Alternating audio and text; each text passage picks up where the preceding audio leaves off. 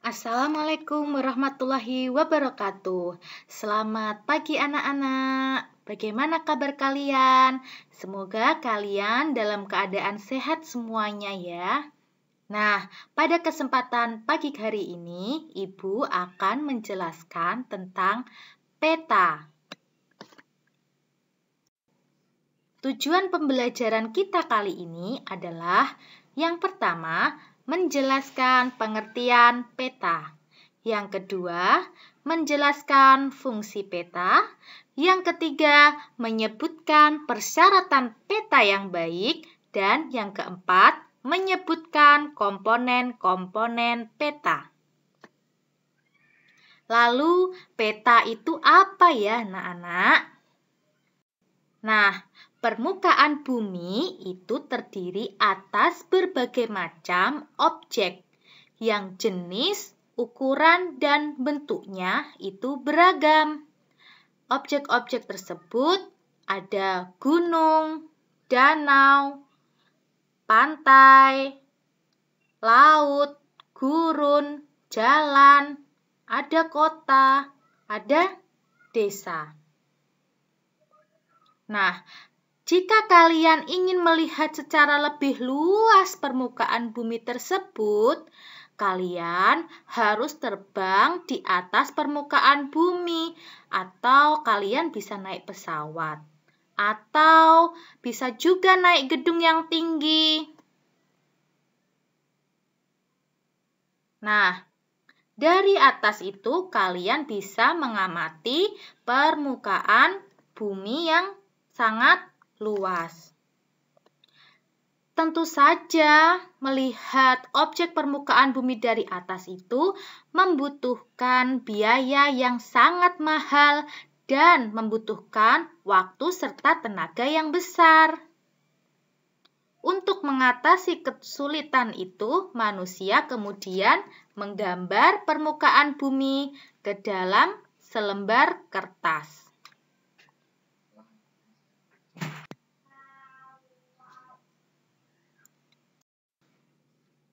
Nah, ukuran kertas yang sangat kecil membuat objek yang digambar tidak bisa sama dengan ukuran dan bentuk aslinya di permukaan bumi. Oleh karena itu, objek tersebut harus diperkecil dengan menggunakan skala dan dipilih sesuai dengan kebutuhan serta dibuat simbol-simbolnya. Lalu, apa itu pengertian peta?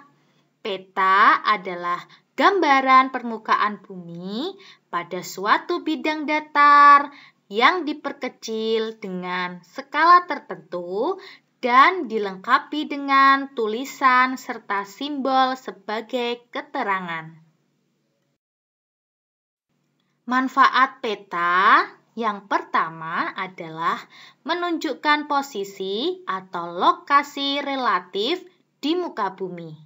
Artinya adalah peta memberikan informasi letak suatu tempat tanpa membuat kita harus pergi ke tempat tersebut.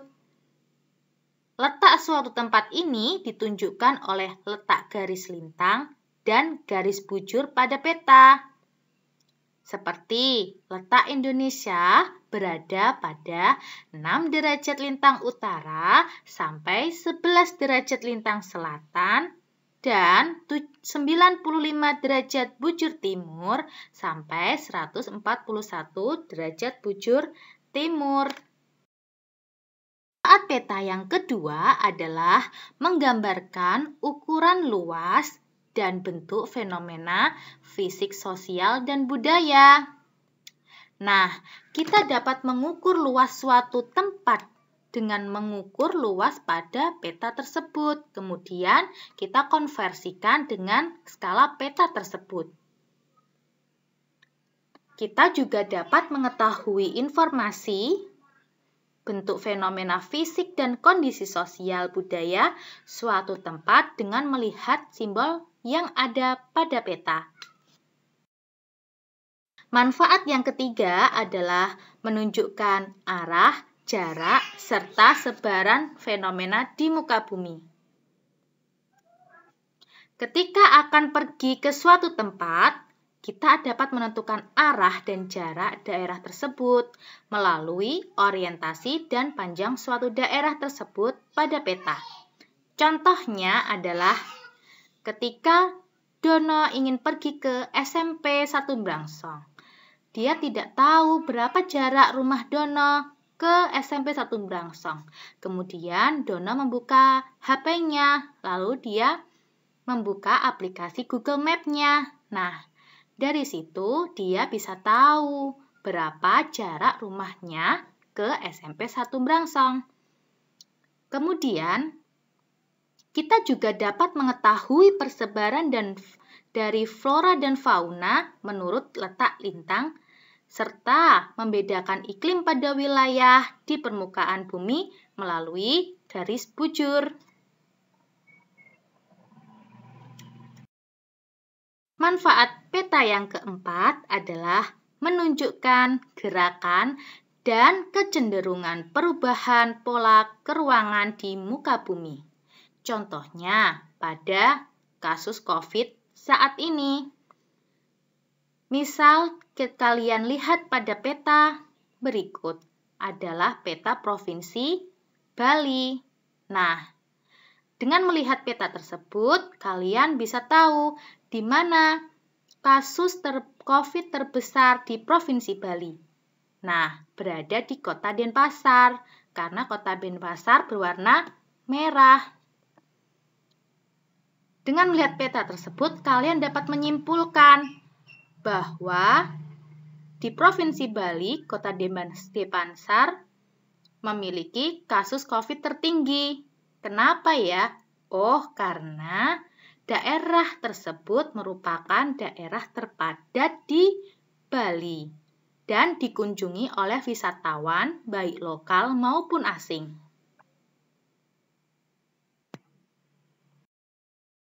Dan apa saja syarat peta? Syarat yang pertama adalah peta harus sama bentuknya atau conform.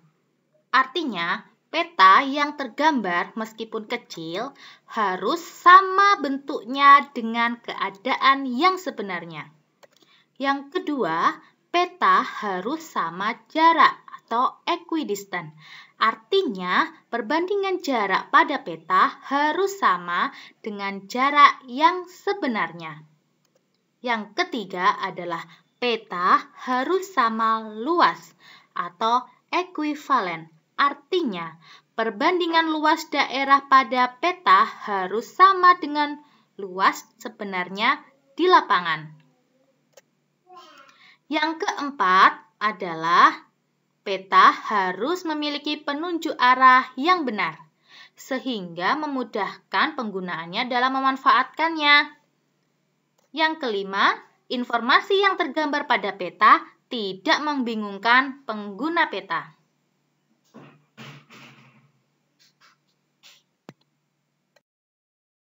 Jenis-jenis peta berdasarkan skalanya. Yang pertama adalah peta kadaster. Peta kadaster ini skalanya 1:100 sampai 1:5000. Contohnya adalah peta luas lahan. Yang kedua adalah peta skala besar. Peta ini berkisar 1:50.000 sampai 1:250.000. Contohnya adalah peta desa, peta kelurahan, dan peta kecamatan. Yang ketiga adalah peta skala sedang. Skalanya berkisar antara 1:250.000 sampai 1:500.000. Contohnya adalah peta provinsi dan peta pulau. Yang keempat adalah peta skala kecil.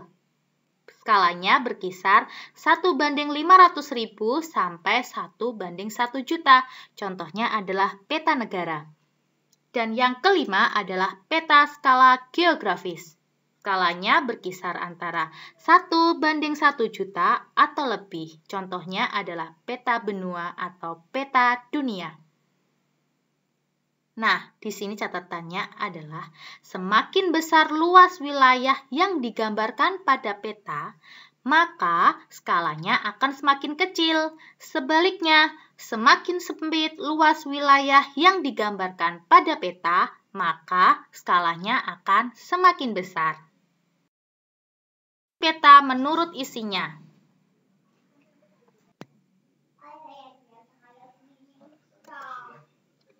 Yang pertama adalah peta umum. Peta umum adalah peta yang memuat gambaran umum di permukaan bumi, terdiri atas kenampakan alam, sungai, danau, gunung, teluk, dan sebagainya. Contohnya adalah peta topografi. Jenis peta yang kedua adalah peta khusus. Peta khusus atau biasa disebut dengan peta tematik adalah peta yang menggambarkan kenampakan khusus atau mempunyai tema khusus. Contohnya adalah peta curah hujan. Komponen peta. Yang pertama ada judul peta. Judul peta ini memberikan gambaran tentang isi peta dan daerah cakupan peta. Contohnya peta Indonesia. Skala peta. Skala adalah perbandingan antara jarak di peta dengan jarak sebenarnya di muka bumi. Skala ini dibagi menjadi dua, ada skala angka dan skala garis. Skala angka berarti skala yang dinyatakan dalam bentuk angka. Contohnya 1:100.000. Berarti tiap jarak 1 cm pada peta sama dengan 100.000 cm atau 1 km jarak sebenarnya di muka bumi. Skala garis berarti skala yang dinyatakan dalam bentuk garis. Contohnya seperti gambar di sini, skala di atas menunjukkan bahwa jarak 1 cm pada peta menggambarkan jarak 5 km di lapangan. Komponen peta yang ketiga adalah orientasi peta.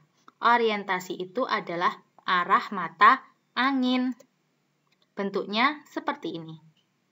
Yang di bagian atas adalah bertulis huruf O, artinya utara.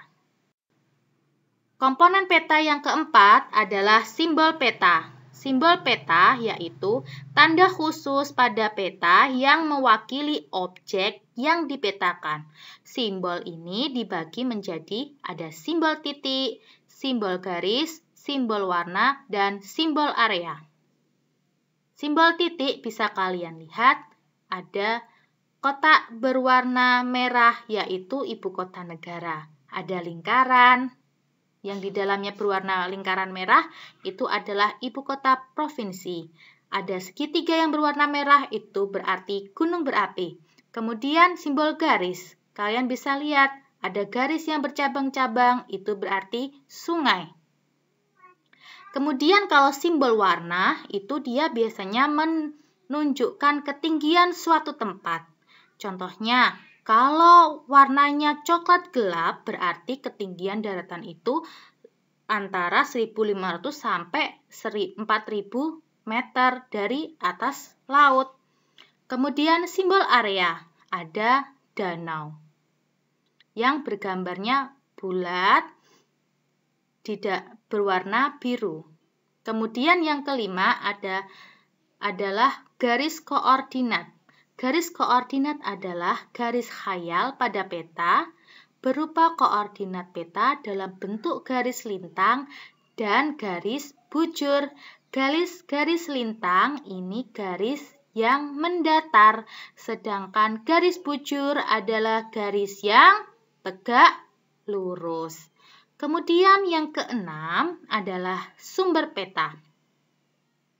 Sumber peta ini menunjukkan asal atau si pembuat peta.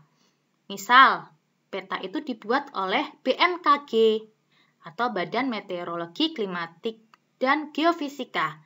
Contohnya, peta curah hujan yang dibuat oleh BMKG. Nomor 7 yaitu peta inset. Kalau kalian melihat ada gambar peta, itu di bagian pojok kanan atas atau kiri bawah itu biasanya ada gambar kecil. Nah, itu namanya peta insert. Kemudian yang ke-8 komponen peta adalah legenda. Legenda ini memuat keterangan semua objek yang muncul pada peta. Ada simbol garis yaitu jalan, ada lingkaran itu menunjukkan kota, ada segitiga menunjukkan gunung. Terakhir adalah cara menghitung skala peta. Rumus umum skala adalah skala sama dengan jarak pada peta dibagi jarak sesungguhnya. Contoh soal. Diketahui jarak rumah Dora ke SMP Negeri 1 Brangsong di peta yaitu 16 cm. Kemudian jarak sebenarnya adalah 4 km. Berapa skala yang digunakan? Nah, rumus umum skala sama dengan jarak pada peta dibagi jarak sesungguhnya. Berarti jarak pada peta 16 cm dibagi jarak sesungguhnya itu 4 km. Kita samakan satuannya. 4 km kita jadikan ke cm. Turun 5 tangga ya anak-anak. Jadi 16 cm dibagi 400.000 cm. Skalanya adalah 1:25.000. Jadi skala antara rumah Dora dengan SMP Negeri 1 Brangsong adalah 1:25.000. Kalian sudah memahami materi peta ini. Ada tugas, yaitu kalian ibu suruh menghitung skala peta. Diketahui, di peta jarak kota Pekanbaru ke Palembang 5 cm. Jika jarak kedua kota di lapangan itu adalah 150 km, berapa skala petanya? Kalian tulis jawabannya di kolom komentar YouTube ini disertai nama, kelas, dan nomor absen. Terima kasih. Wassalamualaikum warahmatullahi wabarakatuh. Sampai bertemu kembali di pelajaran minggu depan ya anak-anak. Sampai jumpa.